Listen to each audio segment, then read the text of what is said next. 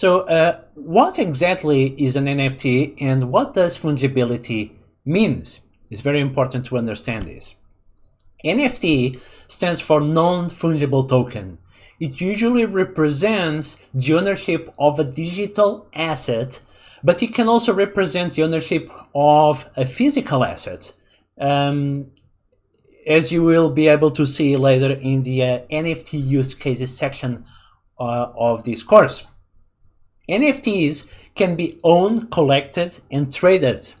NFTs must be unique. They are, or at least be part of a limited edition. You cannot multiplicate NFTs unlimitedly. And they must represent the ownership of an asset, and they are also interchangeable. The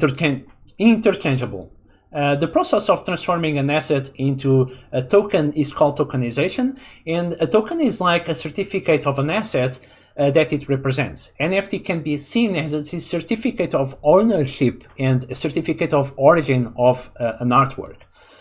Why do NFTs have values, or at least some of them? Well, you can see the parallelism between tokens and a banknote, for example. A $50 banknote is just a worthless paper. However, it represents the buying power, the purchasing power of $50. And people believe that it has value. In the same way, people believe that a token representing an asset like art, an artwork, has value. It's enough. If people believe that it has value, then it has value.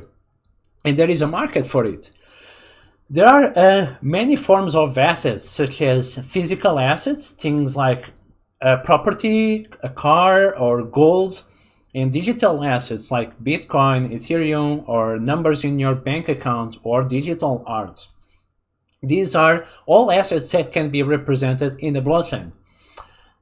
We also need to understand what's fungibility. Fungibility means that the assets share the same characteristics and that they are interchangeable and can be divided.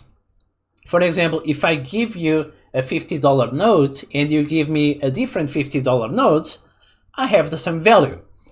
Or if I give you a $50 note and you give me 5 times $10 notes, I will also have the same value. It's all the same. If I send you 1 Bitcoin and you send me back 2 times half Bitcoin, I will basically have the same value. However, non-fungible assets are different. They are unique. And if I send you a Mona Lisa and you send me the persistent of art from Salvador Dali, they are different, right? They don't have the same value.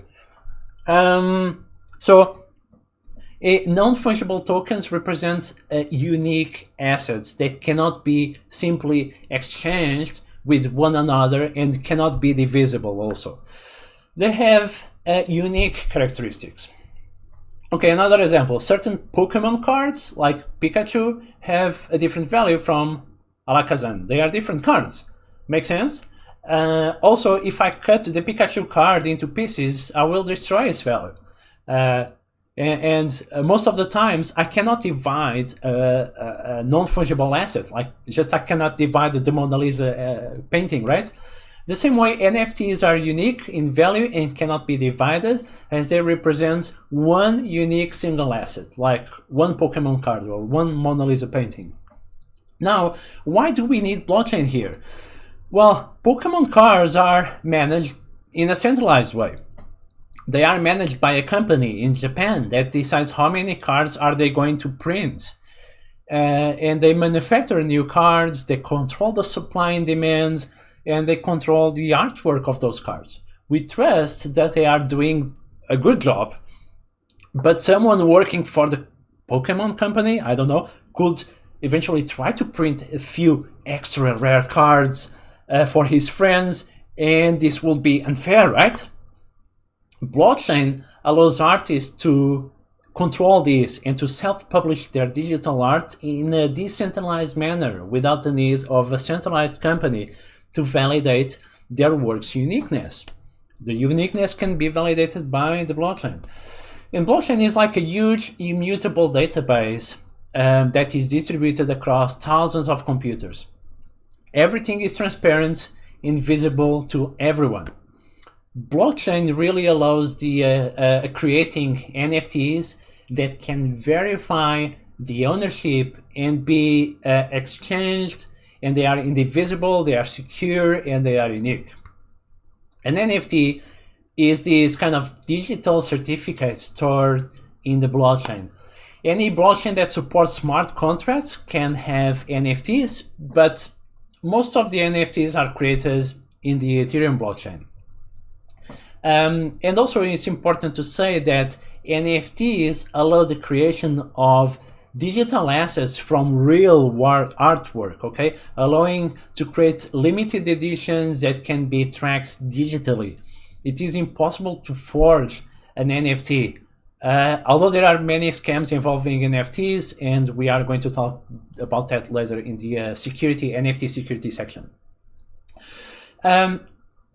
One more advantage of NFTs is that the creator can also be compensated for future sales. The NFT smart contract can define a royalty percentage that will be paid to the artist every time the NFT is sold in the future.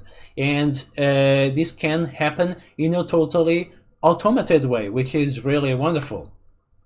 Okay, I hope you can see the advantages of NFTs and why do we need NFTs and what is an NFT. And join me in the next lecture. Let me know if you have any question.